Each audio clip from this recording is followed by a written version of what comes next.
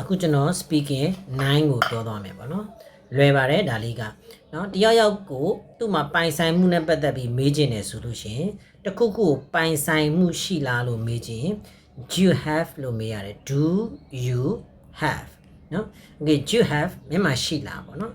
do you have မြန်မာရှိလားအဲ့တော့ဒီနောက်မှာဘာတွေပြောမလဲကိုကြိုက်တာပြောလို့ရတယ်ပေါ့နော်ကားတစ်စီးလို့လည်းပြောလို့ရတယ်အိမ်တစ်လုံးလည်းပြောလို့ရတယ်လက်ပတ်နာရီလည်းပြောလို့ရတယ်အများကြီးပဲเนาะကိုစားထိုးပြီးပြောလို့ရတယ်ပေါ့โอเคအဲ့တော့တယောက်ယောက်ကိုပိုင်ဆိုင်မှုရှိလားလို့မေးချင်เนาะ do you have မြန်မာရှိလားအခါမြန်မာကားရှိလားပေါ့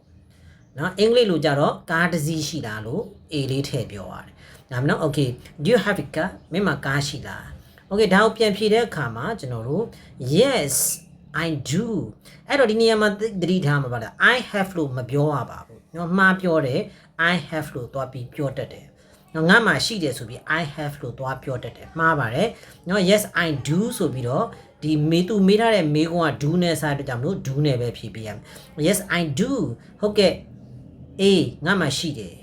ဒါမျိုးလေးပေါ့နော် okay ဒါမှမဟုတ်ညင်းမယ် no I don't လို့ပြောရမယ်ပေါ့နော်မရှိဘူးဆိုရင် no I don't ငါမှမရှိဘူး okay ပြန်ကြည့်မယ် do you have a car မြန်မာကားရှိလား yes I do အေးငါမှရှိတယ် no I don't မရှိဘူးအေးငါမှမရှိဘူး okay ကျေးဇူးပါ